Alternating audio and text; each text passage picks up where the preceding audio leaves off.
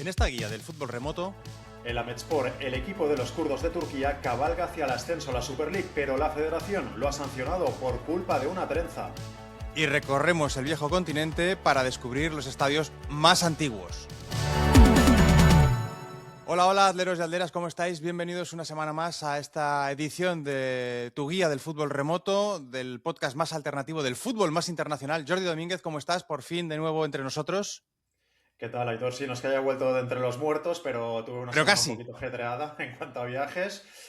Pude disfrutar de Belgrado, del Rajko Mitic, el pequeño Maracaná, como es conocido de forma más popular, un estadio al que animo a todos los atleros y atleras que si tienen la oportunidad de pasarse por Belgrado, tienen que ver un partido allí. Uno de los mejores ambientes del fútbol europeo, un estadio muy abierto pero muy candente a la vez y, en fin, una experiencia futbolísticamente muy, muy interesante.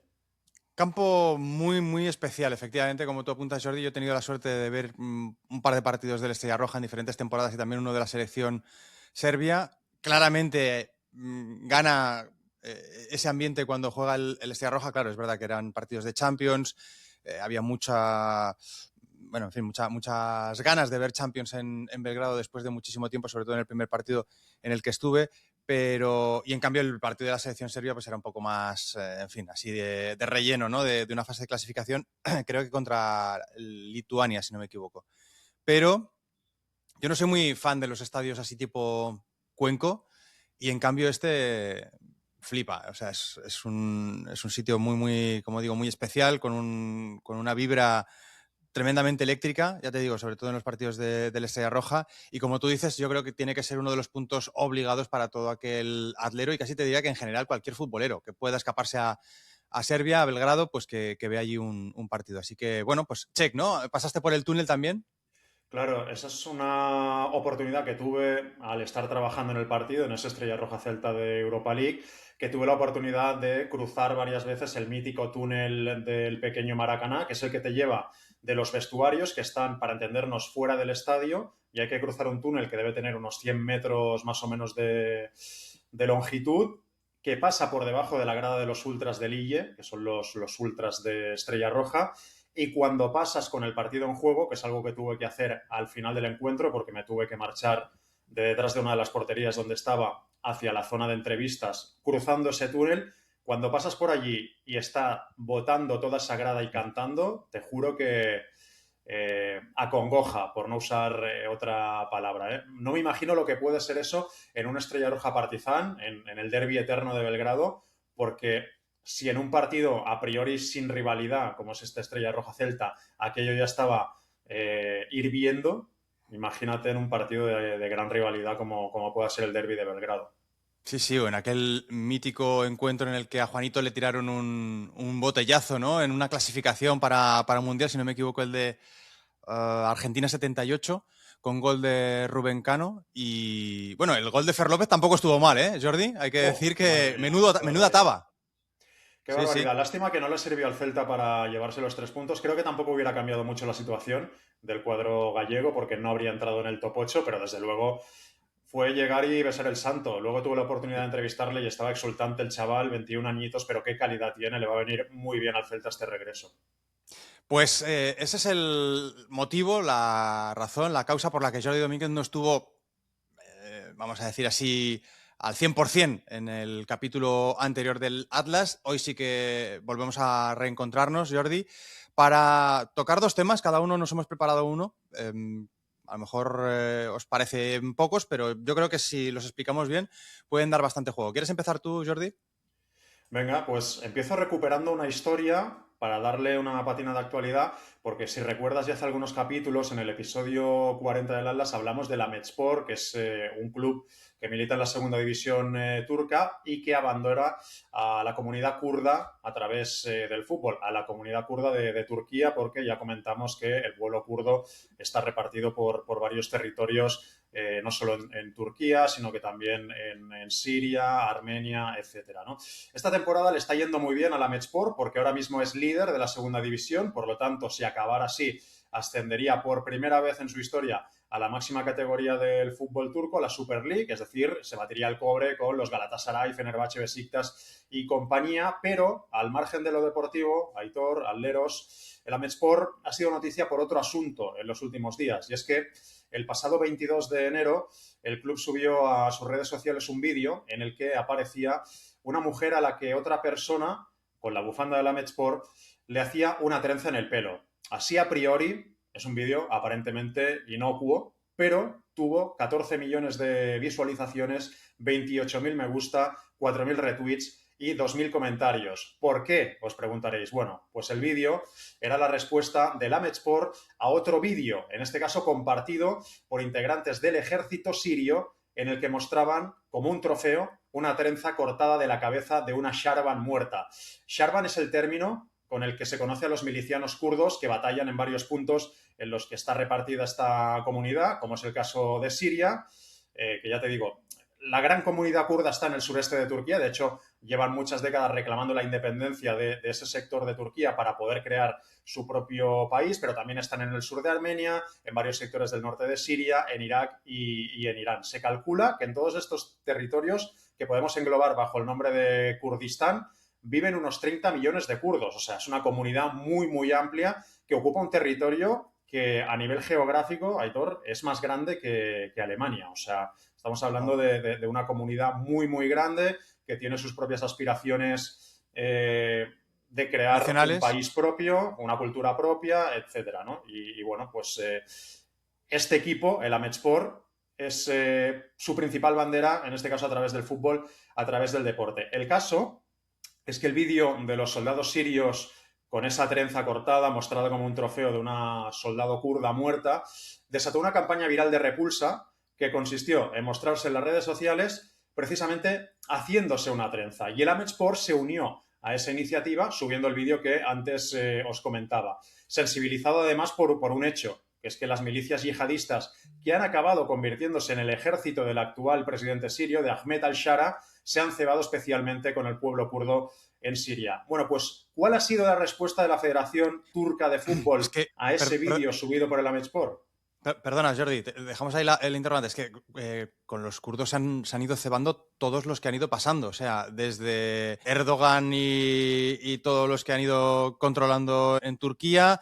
Saddam Hussein en Irak también los gaseó. Ahora estás hablándonos de Siria, pero antes había pasado también con el Assad. O sea, que todos los que han ido controlando esos tres estados en los que se reparten básicamente esa población del Kurdistán, que son Turquía, Siria e Irak, pues la han ido tomando con esta minoría nacional. Decías, ¿cómo ha reaccionado la gente del Ahmedspor? Pues la gente de la Ahmedspor, lo que te decía, subiendo ese vídeo, ¿no? Para mostrar su repulsa al vídeo del ejército sirio, pero es que el problema es que la Federación Turca la ha tomado con el club porque lo ha castigado con una multa de 18.500 euros al considerar que ese vídeo es un ejercicio de propaganda ideológica. Afirma la Federación que el vídeo de la trenza lo que pretende es dañar la reputación del fútbol turco, de las instituciones que rigen el fútbol turco, y también el presidente de la Ahmedspor, que se llama Nahi Eren, ha sido suspendido durante 2 semanas. Así que, o sea, no se esconde la Federación Turca, que obviamente está alineada con la ideología del gobierno de su país, con la ideología de Recep Tayyip Erdogan, lo que hace es castigar una vez más al Ahmedspor, que ya contamos en su día que era un club que cuando jugaba fuera de casa en muchísimos estadios de Turquía recibía en forma de insultos el rechazo, la animadversión de otros clubes y otras aficiones otomanas. Así que, bueno, es una situación complicada y no me quiero imaginar qué puede pasar si acaba ascendiendo a Primera División, a la Super League, el Ahmedspor, porque ya te digo, está en mejor disposición que nunca. Debutó la pasada temporada en Segunda División por primera vez y se quedó muy cerca de disputar el playoff. Este año va líder destacado, acaba de meterle un 7-0 en la última jornada a la Adana Demirspor. Y, bueno, pues ese abanderado del pueblo kurdo en Turquía podría tener más exposición que nunca si logra ascender a la Primera División turca y se faja contra los grandes equipos del país. Claro, yo creo que no sé si es exactamente el mismo equipo, porque en Diyarbakir, que es la ciudad, la capital un poco del Kurdistán turco, ¿no? Hay varios equipos con diferentes grados de representatividad sobre esa parte de la población que se considera kurda, y sobre todo sobre esa parte de la población kurda que solamente se consideran kurdos, no se consideran turcos, ¿no? Pero sí que recuerdo, ya te digo, no sé si era el Ahmedspor o el Diyarbakir Sport, que es el otro equipo. ¿Cuál de los dos era que cuando hubo un periodo en el que también la situación estaba muy, muy tensa, cuando la televisión o la radio retransmitía sus partidos, los comentaristas no podían citar el nombre del equipo? Tenían que decir el otro equipo, el rival el equipo contra el que se enfrentaban, o sea, que tenían que dar incluso hasta giros lingüísticos para no mencionar ni siquiera el nombre del club. Imagínate cómo está de peluda la cosa en Turquía. No estamos muy lejos de eso, Aitor, que aquí en Televisión Española se ha dicho el equipo de la Federación de Fútbol de Kosovo, por no decir Kosovo, por no reconocer que ahora mismo es un país independiente. Pero bueno, sí, sí, obviamente no nos vamos a comparar con Turquía. Aquí tenemos, por suerte, por fortuna, muchísimas más libertades y que dure, pero es verdad que aquí también se han hecho ejercicios y requiebros Arabescos. a Sí, veces sí. vergonzosos para no reconocer una realidad que es la que es, te guste más o te guste menos. Sí, sí, aunque esa realidad, por ejemplo, en Belgrado, supongo que mejor no mencionarla, ¿eh, Jordi? Mal Bueno, sitio Belgrado para hablar no, de ese tema. En Belgrado el otro día se escucharon cánticos que son habituales de Kosovo-Serbia desde la grada de Lille, que son los ultras de Estrella Roja, que recordarás que durante las guerras balcánicas gran parte de miembros de los de Lille formaron parte del cuerpo militar de Arcán, Sí, sí, sí, el de los de Tigres ese de personaje Arkan, que siniestro que acabó con muchas vidas durante las guerras de los Balcanes. sí, señor. Tenéis también un doble capítulo sobre esta historia en Brazalete, como un señor de los bajos fondos belgradenses acaba convirtiéndose en capo de los ultras a finales de los 80 en ese Rajko Mitic, en ese pequeño Maracaná, que creo que en Serbia no le llaman pequeño Maracaná, le llaman simplemente No, Maracana, con eso K, es. lo del pequeño se lo quitan. Y de ahí da el salto a convertirse en un señor de la guerra, efectivamente, primero, si no me equivoco, en Croacia y luego, sobre todo, en Bosnia y posteriormente en Kosovo. Hasta que luego Arkan acaba de presidente y propietario del Obilic, al que hace campeón en condiciones bastante sospechosas y acaba jugando una eliminatoria de Copa de la UEFA contra el Atlético de Madrid a finales de los 90. Bueno, pues todo eso lo tenéis también en un capítulo de Brazalete. Oye, Jordi, yo no sé si alguien nos está escuchando por primera vez, está oyendo por primera vez el Atlas de Brazalete y ha escuchado un poco tu historia, tu recopilación de datos acerca del Ahmedspor. Creo que ya sabe un poco, ya puede intuir de qué va esto del Atlas de Brazalete. Lo digo porque estamos cerca de llegar a los 2000 seguidores en iVoox o iVoox, que es una cifra bastante redonda, bastante chula y que probablemente habría que celebrar. Pero es que resulta que si tú te fijas, cada semana tenemos 3.000, 3.300, 3.500 oyentes de cada uno de los capítulos. Es decir, que hay 1.300, 1.500 personas que nos vais escuchando, pero que no nos seguís en iVoox. Así que no sé qué estáis haciendo, Jordi. Seguidnos y así os irán saliendo los avisos, las alertas de cada semana, a partir de en qué momento, que normalmente suele ser los miércoles por la mañana, tenéis disponibles los episodios del Atlas, pero también los episodios del Atlas Aldero, del Atlas Viajero, perdón. Claro, es que no cuesta nada. Al final, yo creo que a lo mejor hay gente que ve lo de suscribirse y cree que le va a costar dinero, pero nada de eso, es totalmente gratuito. Suscribirse simplemente significa que cuando haya un nuevo capítulo te va a llegar un aviso de que ya lo tienes disponible y de esa manera no te lo vas a perder. Bueno, pues veremos si esos 1.000 y pico oyentes semanales que todavía no se han suscrito, pues poco a poco también van formando parte de esta comunidad porque nos gusta hacer recuento, ¿no? De vez en cuando de Sí. cuántos amigos somos, de cuánto nos juntamos aquí cada semana para escuchar estas historias, estas pedradas de fútbol internacional, muchas veces relacionadas con realidades sociales, como es el caso de la Mesport, o muchas otras historias que hemos ido contando a lo largo de los distintos episodios. Ya sabes, el podcast más alternativo del fútbol más internacional, Jordi. Es que esto ya es bastante autoexplicativo, pero oye, si alguien nos ha escuchado por primera vez nos está escuchando por primera vez en este Atlas 77, pues más o menos ya podéis intuir, como os decía antes, gracias a esta historia de Jordi y el fútbol turco barra kurdo, y sus ramificaciones también en Siria, porque al final es paradójico, ¿no? Que los turcos se ofenden por la reacción de un equipo kurdo a algo que ha pasado en Siria. O sea, ni siquiera es realmente algo entre, diríamos, Ankara y el Kurdistán, sino que es una cosa que viene de Siria. Pero sí, todo lo que está en contra de los kurdos le va bien a Turquía. Parece que esto está... Claro, es que aquí hay un matiz que no había explicado, pero igual es importante para acabar de entender el porqué de la reacción turca a este vídeo, y es que Recep Tayyip Erdogan ha llegado a llamar hermano al actual presidente de Siria, pues... Ahmed al-Shara, que es el que derrocó, siendo líder de una de las principales milicias yihadistas del país, al anterior régimen de Bashar al-Assad. Y ahora mismo, pues Turquía es seguramente su principal aliado, con lo cual todo lo que vaya contra Siria a Turquía, o al gobierno de Turquía, mejor dicho, ahora mismo le molesta. Sí, no, ya está claro que, o sea, ya de base, todo lo que sea reprimir a los kurdos parece que al gobernante de turno en Turquía siempre le mola, pero encima, efectivamente, se da esta circunstancia que no conocía, y es esta genial relación entre el nuevo gobernante de Siria y el viejísimo gobernante, el antiguo ya gobernante durante mucho tiempo, décadas, Recep Tayyip Erdogan al frente del gobierno en Turquía. Bueno, pues esto, Jordi, creo que como apunte así en esa zona a la que normalmente siempre solemos ir, porque no es la primera vez que hablamos del Kurdistán aquí en el Atlas, ni será la última seguramente, pues sirve para abrir este Atlas 77. Yo te proponía una mirada un poco más histórica, también muy de groundhopper, ¿sabes? Esta moda que tienen sobre todo en Centro Europa, que es de ir acumulando visitas a los estadios de una manera un poco compulsiva incluso.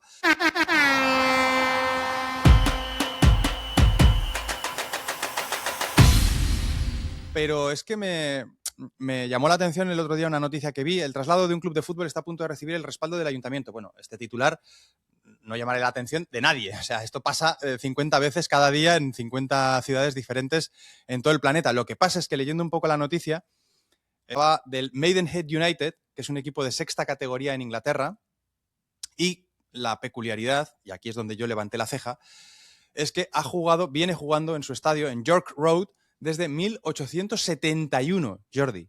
Y se cree que es el campo de fútbol más antiguo del mundo utilizado de forma continuada por un mismo club. Coño, aquí ya la cosa cambia. Aquí ya estamos hablando de un equipo que lleva 150 años jugando en el mismo lugar y que parece que está a punto de dejar de hacerlo. Entonces aquí ya sí que hay un cambio bastante drástico y bastante dramático. Como te digo, Maidenhead, que está en el condado de Berkshire, ahí en el centro de Inglaterra, cerca de Londres. De hecho, la ciudad está a las orillas del Támesis. Pues eso, tiene un campito de fútbol. En fin, es un campo de sexta división. Creo que son 1000 y pico los aficionados que puede albergar, algo más.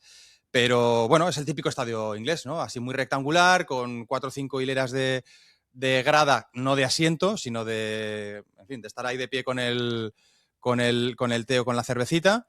Y se viene utilizando desde la fundación del club en 1870. De hecho, el primer partido se jugó el 16 de febrero de 1871. Pues mira, prácticamente estamos ahora a punto de celebrar un aniversario. Y como te digo, está considerado por la Football Association y por la FIFA como el estadio de fútbol más antiguo del mundo utilizado de manera continua por un mismo club, por lo que te digo, ¿no? Porque son 151 años a punto los que... no, 155 los que se van a cumplir. Bueno, me ha llamado la atención también otro de los detalles, que están hablando de mudarse o de cambiarse a otro lugar de la ciudad, ¿no? Con un acuerdo de arrendamiento se habla de 999 años para el terreno. O sea, imagínate tú el contrato a 999 años, lo que implicaría que el club pagaría un total de 2,5 millones de libras a la autoridad municipal. No sé si también a repartir en esos 999 años les va a salir una cuota bastante cómoda.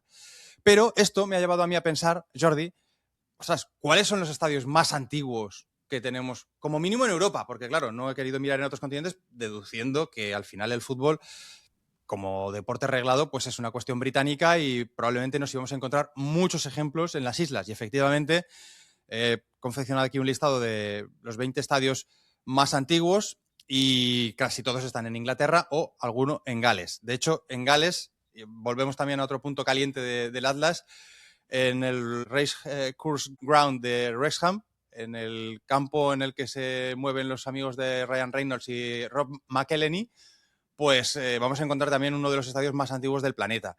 Te decía, de los 20 más antiguos, de los 20 más veteranos, tenemos 15 en Inglaterra, en Irlanda, porque también el Delymount Park en Dublín es bastante antiguo, y este de Gales en Wrexham. También os invito a que participéis, y si me dejo alguno en el listado, que seguramente me estaré dejando, pues me lo comentéis también en vuestros comentarios. Pero el más antiguo que yo he hallado se llama Sandygate Road. Sandygate Road, que tiene nombre de álbum de los Beatles, pero es un campo en Sheffield y, según parece, ostenta el récord Guinness del estadio de fútbol más antiguo del mundo. El 26 de diciembre de 1860 se jugó allí el primer partido entre dos clubes. 1860, o sea, antes incluso de la creación de la Football Association y de las normas del fútbol, ¿no? Pues allí se jugó un partido entre el Hallam y el Sheffield Football Club. Hallam es uno de los clubes de la zona de Sheffield y es el que actúa como local en este estadio de Sandygate Road. Llamarle estadio es ser demasiado generoso, estamos hablando de un campo para 1.665 personas, de las cuales 250 se pueden sentar en una pequeña tribuna. O sea, esto sí que es un campo de fútbol amateur 100%.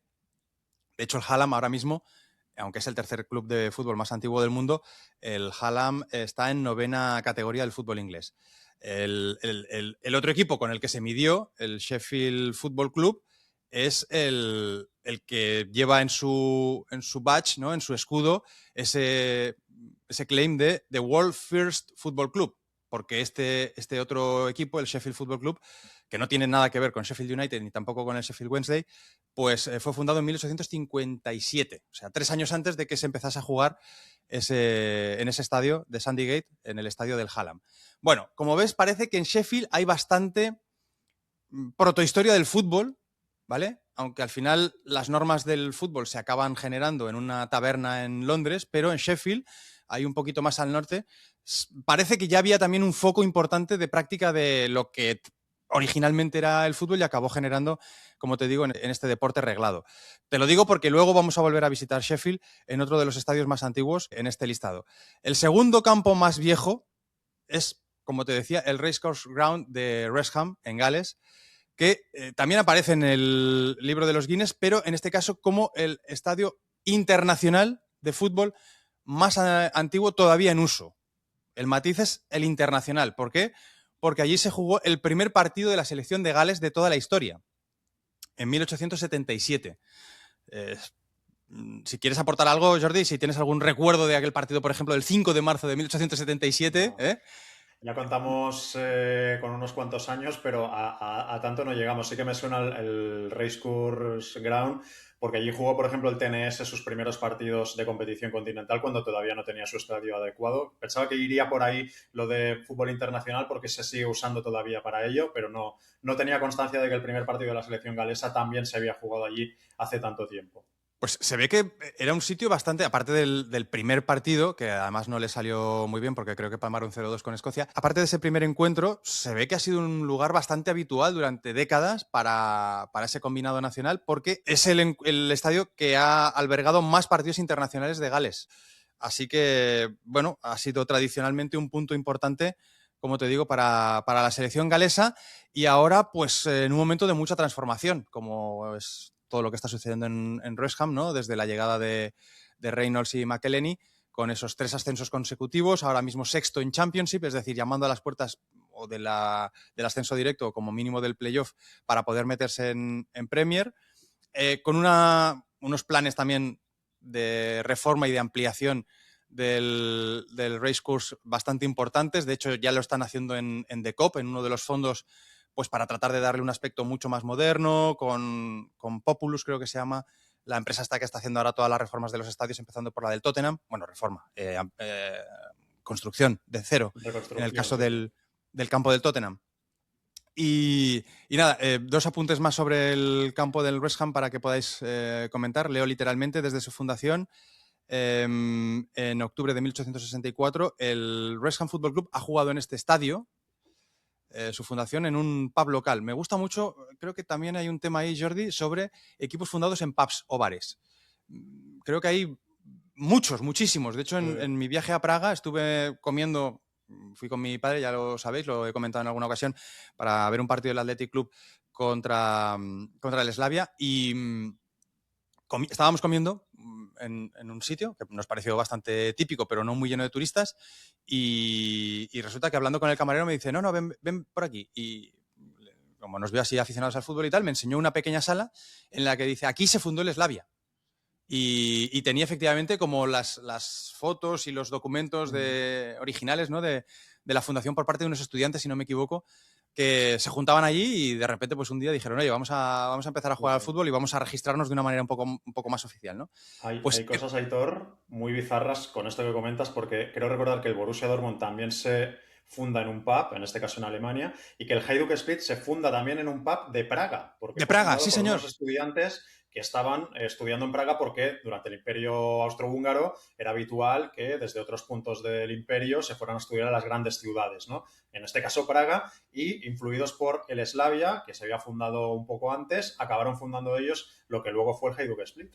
Sí, en una especie de Erasmus, ¿no? Del antiguo Imperio Austrohúngaro. Debía de haber intercambio. Sí, tienes razón que el Hajduk Split fue fundado en Praga. Bueno, pues te decía que en la Wikipedia apunta que el West Ham viene jugando en ese estadio desde octubre de 1864, desde su fundación, pero ojo que hubo 2 temporadas, temporada 1881-82 y 1882-83, en las que cambiaron. Por lo tanto, ahí se rompe un poco ese posible récord de ser el estadio en el que viene jugando un equipo de manera continuada durante más tiempo, ¿no? Porque, como te digo, pues hubo 2 temporadas a principios de la década de los 80 del siglo pasado, no, del anterior, del siglo XIX, en los que el West Ham no jugó ahí, jugó en otro campo que se llamaba Recreation Ground. Y luego también otro detalle, y es que durante un par de años el ayuntamiento de West Ham estuvo considerando construir el aeropuerto de la ciudad en el estadio, pero que finalmente, para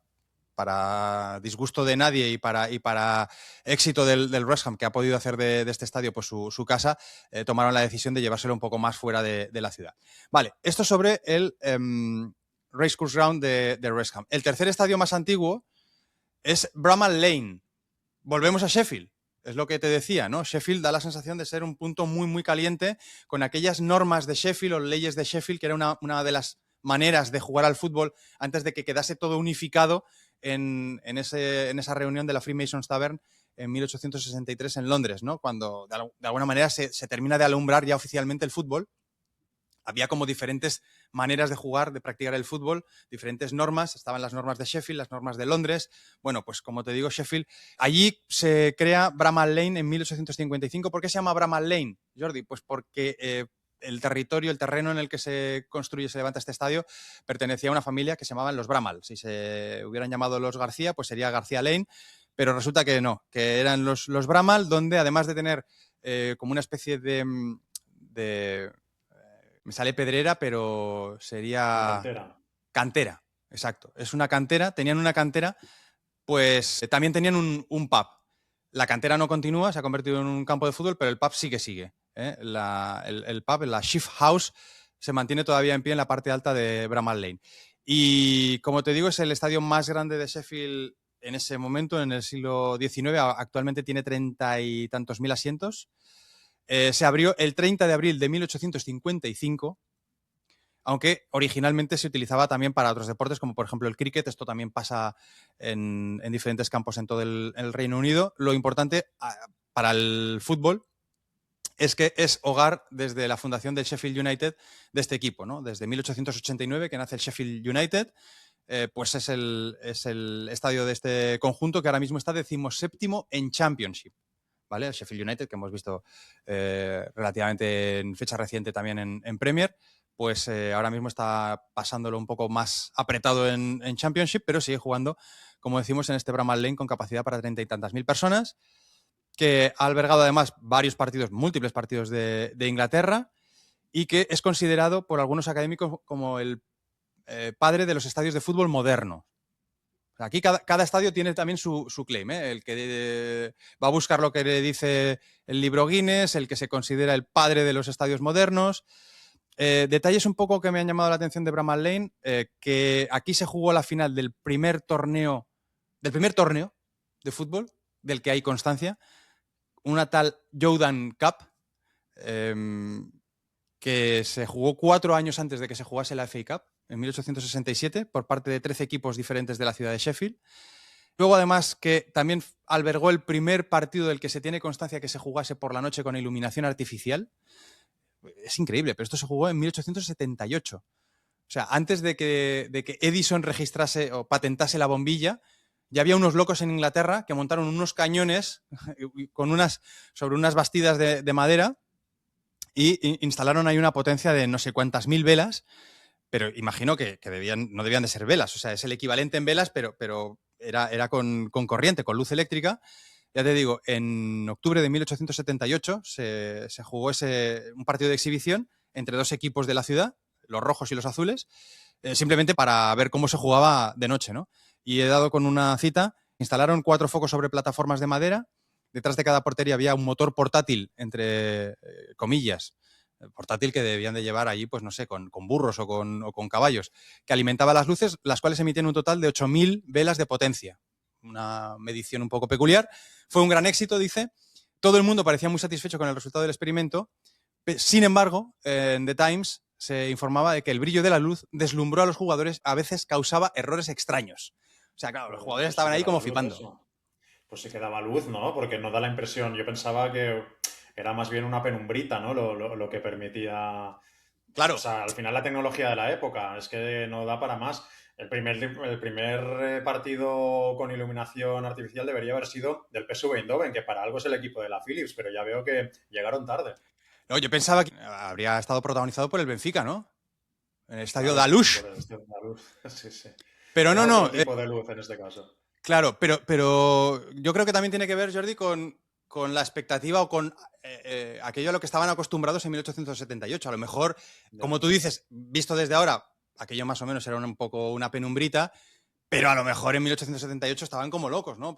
Simplemente por el hecho de poderse ver en plena noche, ¿no? Y poder disputar este partido de fútbol que luego tardaría mucho, mucho tiempo en terminar de asentarse, ¿no? El fútbol nocturno hasta prácticamente mediados de los años 50. De hecho, tiene una relación directa con la creación de la Copa de Europa, ¿no? Cómo se empieza a jugar de noche y hay un partido ahí entre el Wolverhampton y el Honved, precisamente de noche, en uno de esos floodlight matches, ¿no? De esos partidos iluminados por la luz, que dan origen a lo que vendrá a ser la Copa de Europa.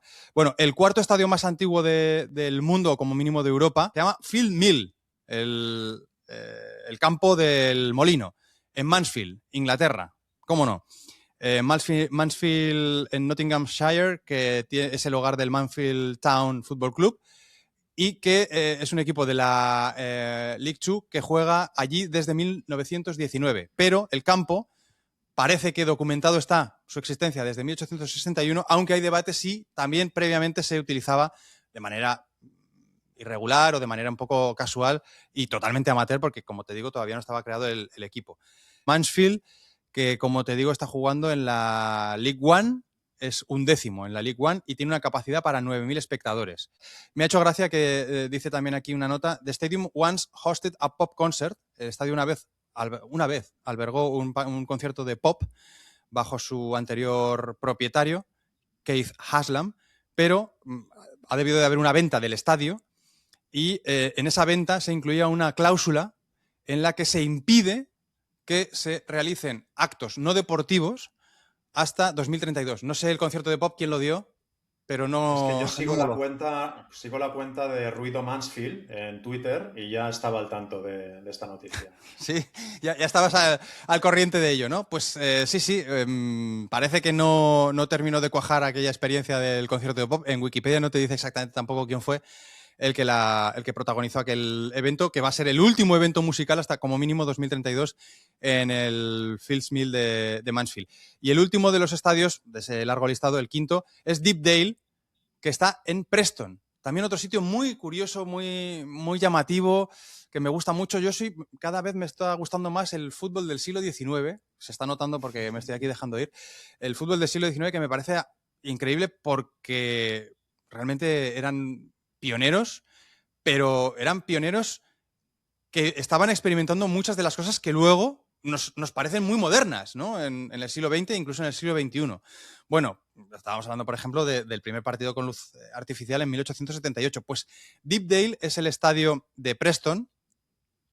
Desde 1875, es un estadio que aparece como construido en 1875 y sobre todo es el hogar del Preston North End, que es un equipo súper histórico porque es el campeón de los primeros Invencibles, el primer equipo que se alzó con el que ahora es el título de la Premier de manera invicta en la temporada 1888-1889, lo que luego haría el Arsenal de Wenger, pues ya lo había hecho el Preston North End. Además, esa temporada se habían alzado también con la FA Cup, o sea, ganaron el doblete. Luego ganaron la temporada siguiente la First Division, o sea, hicieron 2 años seguidos y luego 3 años seguidos quedaron segundos. O sea, era un equipo muy dominador en esa primera parte de la década de 1890. Además, ha hospedado también allí el National Football Museum antes de que se trasladase a Manchester, lugar en el que lo hemos visitado tú y yo, Jordi. Uh-huh. Y además, otro sitio también, yo creo que otra visita recomendada. Hablabas antes de ver el campo de la Estrella Roja, pues yo creo que el National Football Museum de Manchester mola bastante. Sí, además la ciudad de Manchester, a pesar de la mala fama que tiene, porque en su día se hicieron virales aquellas declaraciones que no sé si había hecho o no, pero se le atribuyeron a Edurne, a la pareja, la esposa, creo, de David De Gea, que decía, o supuestamente había dicho que era como la parte de atrás de una nevera, así de bonito era Manchester. Yo es una ciudad en la que he vivido, como sabes, hemos estado allí disfrutando de lo que ofrece Manchester y a mí me parece una ciudad que es muy recomendable, además súper futbolera, o sea, para los atleros yo creo que es visita obligada, te vas a ver, ya no es solo partido del United o del City, es que alrededor tienes un montón de equipos de otras categorías del fútbol inglés que te ofrecen un ambiente guapísimo y además tienes el Museo Nacional de Fútbol, como decías, que no es un museo aburrido para nada, es súper interactivo, muy recomendable también esa visita. Así que si pasáis por allí, no os lo perdáis, porque además recuerdo que la entrada era súper barata, no creo que ni que llegara a 10 libras, era una cosa casi simbólica. Y además muchísimos objetos, muchísima memorabilia de toda la historia del fútbol. La verdad que sí, mola bastante y como tú apuntas, también con pantallas bastante interactivas. O sea que sí, si pasáis por Manchester, pues bueno, no es como el culo de una nevera, tampoco es Roma ni París, o sea, quiero decir, está un poco ahí en un punto intermedio, se puede visitar, pero es una ciudad yo creo que para un fin de semana correcta, más que correcta, sobre todo si acompaña un poco la climatología, pero en ese fin de semana, si podéis colar a vuestro compañero o compañera le podéis colar la visita al Football Museum, pues yo creo que también mola. Simplemente por acabar con el tema de Preston North End y su estadio, su Deepdale, 2 apuntes que me han llamado la atención. Uno, que sufrió un atentado de las sufragistas. Las sufragistas son estas mujeres que a principios del siglo XX estaban luchando por el reconocimiento de los derechos electorales de las mujeres que no podían votar y primero, lógicamente, lo pidieron de manera pacífica, pero luego hubo un sector de las sufragistas que intentaron realizar una campaña de atentados contra deportes tradicionalmente masculinos, entre otros las carreras de caballos y parece ser que también los estadios de fútbol, porque en abril de 1913, por ejemplo, intentaron quemar la tribuna principal del estadio del Blackburn Rovers de Ewood Park. Hubo también un intento cerca del campo del Arsenal, supongo que en ese momento ya era Highbury, y parece que también en Preston un intento de llevar a cabo una explosión del estadio. Ojo con las sufragistas, ¿eh? No lo consiguieron, o como mínimo fueron, parece, desarticuladas antes de conseguirlo. Y el segundo apunte es que, Jordi, me ha sorprendido mucho saber que hubo hasta 4 equipos en la Football League, que ya sabes que es esta manera que tienen los ingleses un poco de segregar las categorías profesionales, ¿no? Ahora mismo son 4, Premier, Championship, League One, League Two, forman parte de la Football League. 4 equipos en toda la historia han jugado sobre césped artificial. Yo esto no tenía ni noción y además es que no le veo mucho sentido utilizar el césped artificial en un lugar como Inglaterra, pero es verdad que a base de llover, sí, hay un punto en el que ya se acaba de convertir en barro lo que teóricamente debería de ser hierba, ¿no? Y parece que a lo mejor pudo ser lo que sucediera en los casos de Luton Town, Oldham Athletic, Preston North End y Queen's Park Rangers, que son los 4 conjuntos de la Football League que en algún momento han instalado césped artificial en sus estadios. Esto quedó prohibido en 1988, o sea que estamos hablando de un césped artificial de los años 80 del siglo XX, un césped de los que lija bastante. ¿Eh? Sí, sí, sí, tal cual.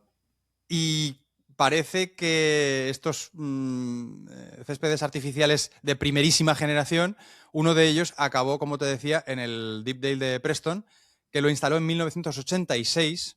Leo aquí, decidió instalar el Preston North End un campo de césped artificial para intentar generar algunos ingresos extra para el club, alquilando el terreno de juego a equipos locales. Aquí tienes la explicación.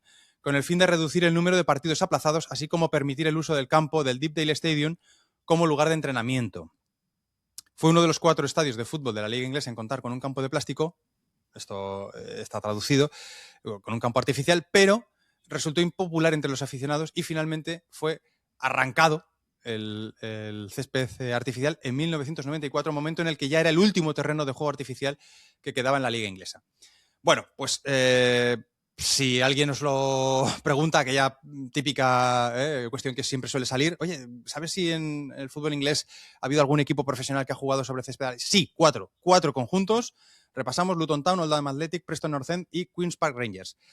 Pues nada, esto es un poco el repaso a 5 de los estadios más antiguos. Yo creo que puede que sean los más antiguos del fútbol como mínimo europeo. Como te he mencionado, hay un predominio del fútbol británico, del fútbol inglés, uno en Gales.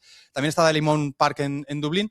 Y luego he visto pues, otros estadios que me han llamado la atención también contemplar en este listado de Top 20. Por ejemplo, el Georgios Karaiskakis pone aquí en 1895, pero imagino que se jugaba al fútbol en un estadio en el emplazamiento del actual Georgios Karaiskakis, que por cierto es un estadio bastante moderno, el estadio del Olympiacos del Pireo.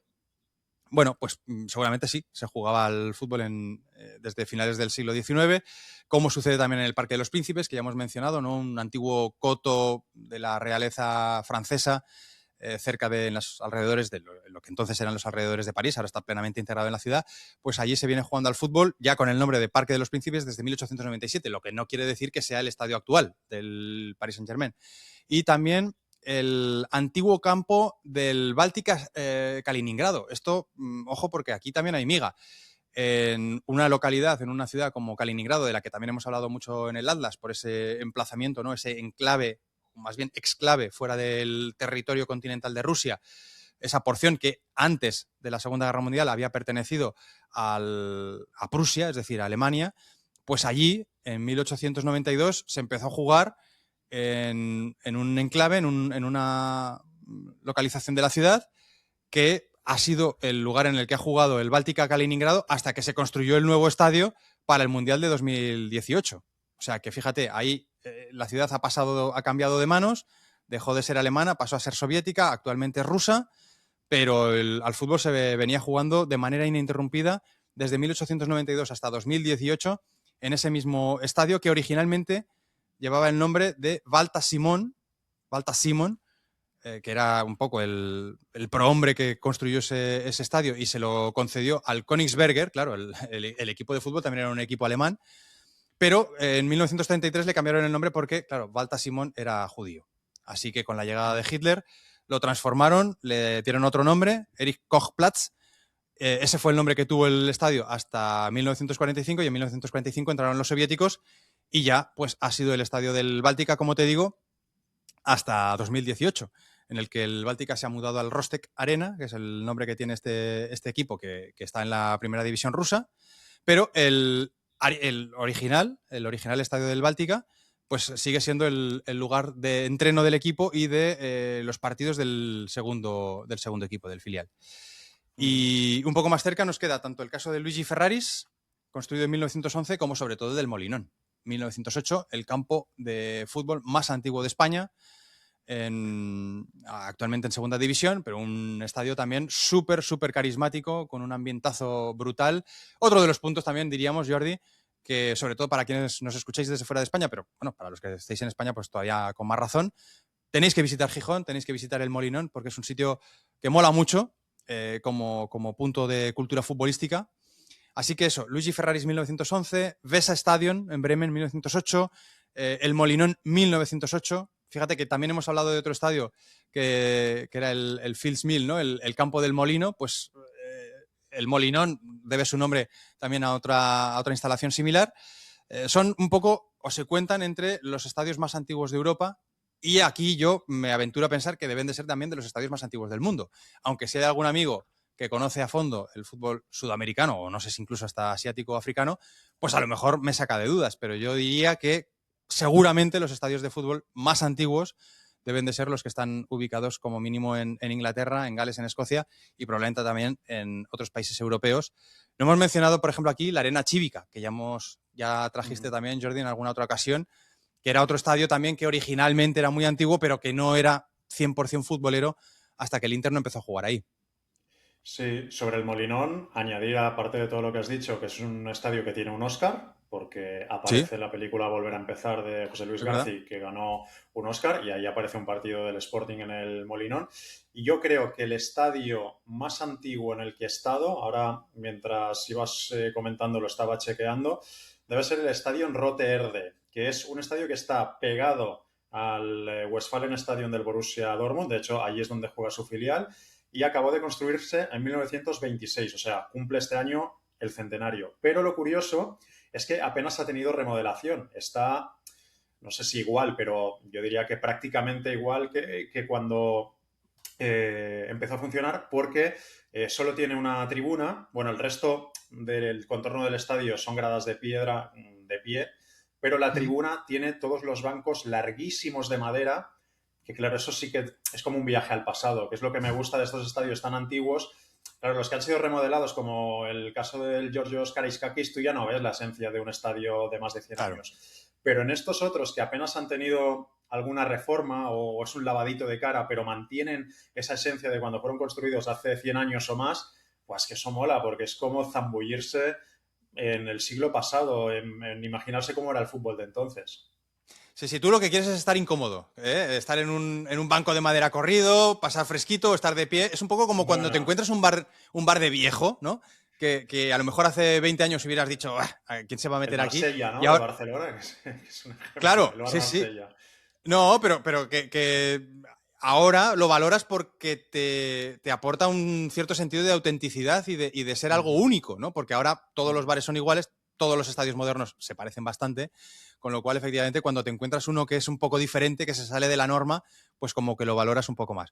Bueno, oye, Jordi, ya hasta aquí la chapa de los estadios. Como te decía antes, si los alderos queréis dejarnos el estadio que os suena, el estadio, como decía Jordi, el estadio más antiguo en el que has estado.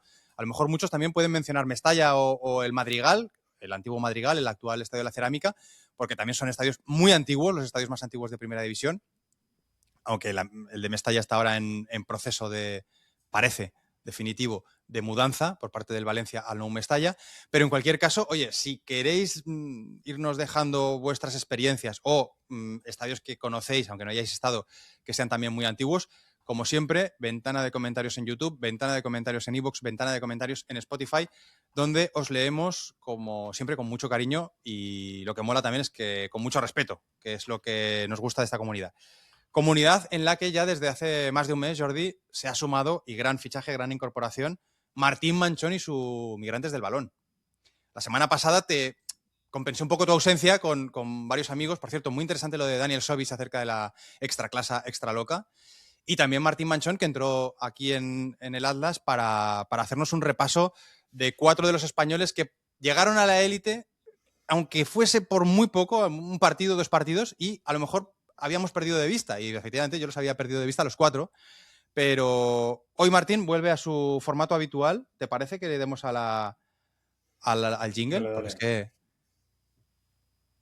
dale. que se note que hay jingle.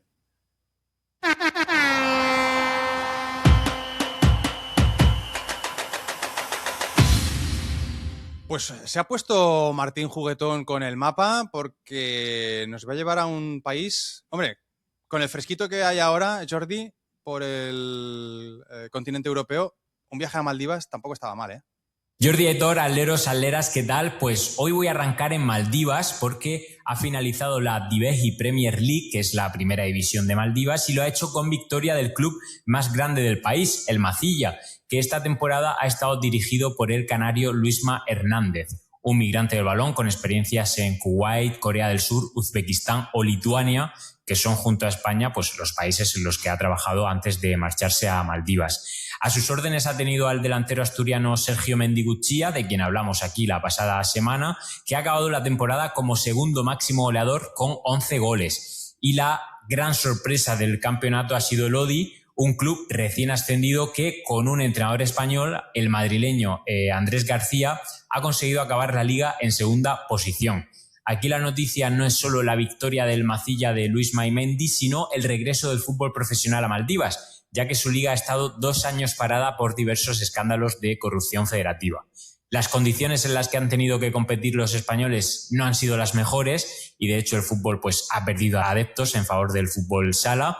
Me cuentan que antes de los escándalos de corrupción se llegaban a juntar hasta 10.000 personas en los partidos grandes y que en esos mismos encuentros, pues esta temporada ha habido unos 800 o 1.000 espectadores. Aún así hay brotes verdes porque la liga ha llegado viva hasta las últimas jornadas, es decir, ha estado emocionante y han emergido algunos jóvenes talentos locales, algunos de ellos impulsados directamente por Luisma o Andrés. Señales claras de que, aunque poco a poco, pues el fútbol maldivo tiene potencial para volver a levantar pasiones. Oye, no está nada mal, ¿eh? El recorrido del entrenador del Macilla. Yo creo que es candidato para un Atleros Viajeros, ¿eh, Jordi?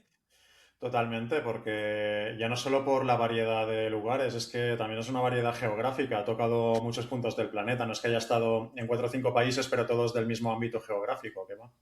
Sí, pues le vamos a pedir el contacto a Martín, que ya sabéis que tiene ese Excel. La semana pasada me dijo que no son 1.000, que son 2.000. Claro, sí. Las referencias, porque claro, es que ahí mete de todo, ahí mete directores deportivos, entrenadores, preparadores físicos, o sea, todo. Y nada, pues 2.000 españoles que hay por ahí por el mundo, yo te digo que de esos 2.000, pues 10 como mínimo esta temporada van a tener que pasar por el Atleros Viajeros para seguir dándole a ese formato que ya sabéis, tenéis también reactualizado o recuperado en las últimas semanas con la charla que tuvimos con José Galán. También buen tipo, José Galán. 16 países, 16 sellos llevan el pasaporte a base de jugar al fútbol. Y espérate que no se anime, porque él decía que ya lo iba a dejar, pero la cabra tira al monte. Espérate que no sume alguno más. Bueno, es que no veo bien dónde nos vamos ahora. Ahora, según Martín, que por cierto hay que agradecerle que nos haya hecho este audio desde la iglesia, porque parece que estaba ahí como... ¿No has escuchado un poco de eco? Estaba como Sí, con... pero no, la verdad es que como no había escuchado ningún coro, no había interpretado que podía ser una iglesia, pero... No, creo que este segundo tiene menos eco porque nos lo manda desde Vietnam. No sé si eso tiene algo que ver. Sigo en Asia y me voy a Vietnam porque se celebra que acabe de regresar tras más de 2 meses de parón la primera división de Vietnam, la cual lideraba hasta esta misma semana el Ninh Binh de Gerard Albaladejo, que es un entrenador barcelonés que dirige a este equipo, al Ninh Binh, desde el pasado mes de julio. El caso es que es un club que acaba de ascender a Primera División y que recientemente cambió su escudo a uno que es prácticamente una copia del Bayer Leverkusen. Y es que cuentan que su propietario busca replicar lo que hizo el Bayer Leverkusen en 2024, cuando ganó la Bundesliga contra todo pronóstico. Y como es algo supersticioso, pues cambió el escudo y, por supuesto, fichó a un entrenador español porque el Bayern ganó la Liga con Xabi Alonso y el Ninh Binh busca hacer lo propio con Gerard Albaladejo, al que de momento no le está yendo nada mal porque, a pesar de dirigir a un club recién ascendido, marcha segundo a 2 puntos del liderato. Vietnam, que está invirtiendo mucho en crecer futbolísticamente, y es un país en el que no debe ser nada fácil jugar al fútbol porque este verano llegaron junto a Gerard 2 futbolistas españoles y ninguno llegó a debutar porque no pudieron adaptarse a las condiciones tanto climáticas como de vida del país asiático. Gerard y su staff sí que pudieron adaptarse y sí que continúan allí, un staff que cuenta con otros 5 españoles, el analista Juan Carlos Fonsana, el segundo entrenador Josep María Romà, el preparador físico Gabriel Arocas, el entrenador de porteros Alex Salvador y el fisioterapeuta Ian Lanuza.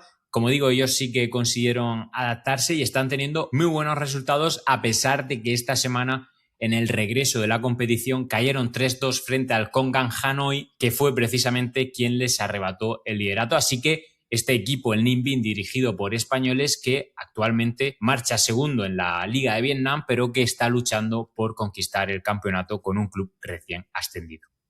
¿Estás haciendo lo mismo que yo, Jordi? Si has Sí, ido a sí, mirar el escudo, estamos haciendo exactamente lo mismo.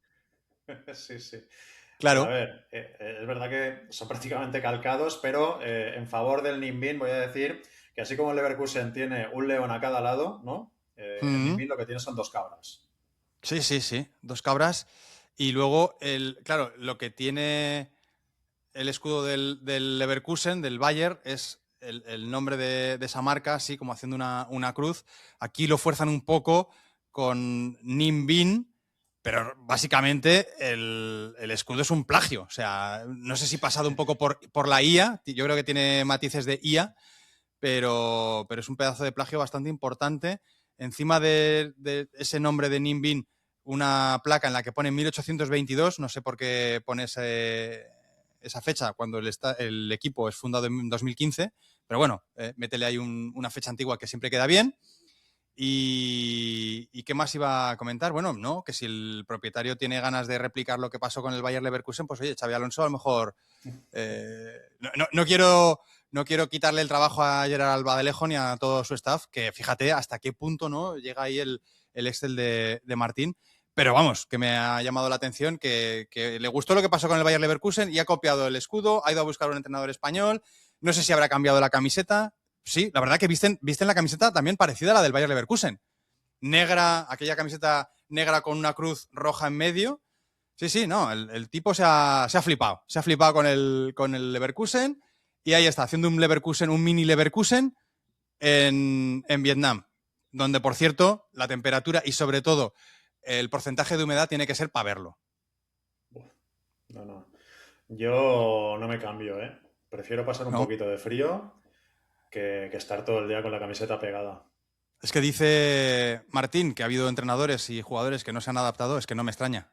Creo que debe de ser complicado. Claro, si vienes de Barcelona, como en el caso de Gerard Albadalejo, pues ya vienes un poco ensayadito, porque para quien no lo sepa, aquí en verano también tenemos nuestros 70 y tantos y 80% de humedad que entran de maravilla. La gente dice, bueno, hace menos calor porque ven la temperatura, sí, menos calor, pero con la humedad que hace aquí es un factor corrector al alza.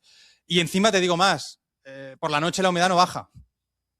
Que en otros puntos, yo que soy de secano, de Zaragoza, a lo mejor durante el día hace 42, 43, pero luego durante la noche baja y se puede dormir. Aquí en Barcelona, y ya no te digo nada en Vietnam, cómo tiene que ser la movida con la humedad.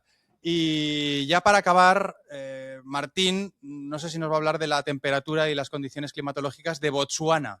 Y voy a volver a Botsuana, donde estuvimos ya hace un par de semanas, porque si ya teníamos motivos para seguir al Mochudi Center Chief tras la llegada allí del entrenador gallego Miguel Corral, pues ahora aún más porque el equipo ha fichado a un central vasco, a Aitor Aldalur, que llega al fútbol de Botsuana de la mano de Corral, con quien ya coincidió en el Malappuram de la Super League, que era la India.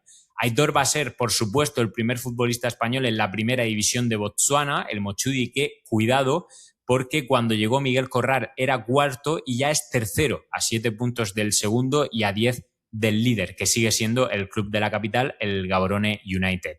Aitor Aldalur, que tiene una larga trayectoria en Segunda B, llegó a jugar en Segunda con el Amorebieta y nunca había salido de España hasta 2024, cuando se marchó al Malappuram de una liga estatal india que en aquel momento, la Super League Kerala, pues en aquel momento ni siquiera existía y ahora se ha marchado a la primera división de Botsuana. Yo creo que con 35 años ha dicho que no, sujétame el cubata, y ahí está el gran Aitor compitiendo ya en la primera división de Botsuana. Ahí va la hostia, vámonos, ¿eh? ¿Cómo no? Vamos para Botsuana, joder. Hay que decir, primer futbolista español en la Liga de Botsuana, no primer futbolista español en una liga africana, porque ya cuando hablamos con José Galán, él nos comentó que cuando estuvo jugando en aquella fase de ascenso en Costa de Marfil, él, en principio, que se sepa, es el primer futbolista español que ha actuado en un club africano. Así que... en el Congo, ¿no? Pues ¿era Congo o Costa de Marfil? Ah, no, Costa de Marfil, correcto, sí, Costa de Marfil, tienes razón. Pues bueno, pero quiere decir que, bueno, nuevos mercados, ¿no? Que va abriendo el futbolista español, que está en muchos lugares Y África, Joder, que parecía territorio por explorar, pues parece que también poco a poco van llegando. joder, pero busca Mochudi, ¿eh? Busca Mochudi en la Wikipedia, tío. 50.000 habitantes. Y la foto, pues bueno, son 4 cabañas allí en mitad de la sabana. O sea, a lo mejor la foto está hecha con mala idea, pero bueno, que es un sitio bien. Ahí Hay que hablar metido con Aitor. ¿eh? Hay que hablar con él para que nos cuente cómo es la vida Pues sí, allí. la verdad. Mira, nos apuntamos, ¿no? A hablar con Aitor y hablar con el técnico, ahora mismo no recuerdo su nombre, el técnico del Macilla, que se ha proclamado campeón de la liga en Maldivas, también por razones diferentes, ¿no? En el caso de Aitor no es porque haya viajado mucho, porque había jugado en la India y ahora está en Botsuana, pero como tú dices, bueno, es que jugar en Botsuana debe de ser una experiencia, vamos, es una experiencia que ningún otro español tiene. O sea, que ya partiendo de esa base puede ser interesante lo que nos pueda contar Aitor. Vamos a dejar que se aclimate un poco porque debe de acabar de llegar. Así que, nada, Aitor, asiéntate en Mochudi y cuando ya tengas casa y tal y el wifi más o menos funcione, pues le hacemos un llamacuelga para que nos cuente un poco cómo le está yendo por esa Botswana Premier League en la que el Mochudi, como nos decía Martín, pues está ya tercero, por detrás del Gaborone United y del Jwaneng Galaxy. Chico, ¿cómo es el fútbol, A veces se pone juguetón. Nada, esto lo iremos contando en próximas semanas. Jordi, ¿te parece? ¿Cómo va evolucionando tanto los próximos atleros viajeros que teníamos en cartera, como también cómo va evolucionando esa línea de crecimiento de los atleros y atleras? Estamos a punto de rebasar la barrera de los 2.000 seguidores en iVoox y también la barrera de los 7.000 seguidores en YouTube. O sea que tenemos ahí 2 motivos para poder celebrar, para poder regalar alguna camisetita. Teníamos todavía pendiente la de Tanzania, ¿no? Zanzíbar, sí. Ah, la de Zanzíbar, es verdad. Sí, la de Zanzíbar, de Marcos Alonso, pues yo creo que a lo mejor es una buena excusa.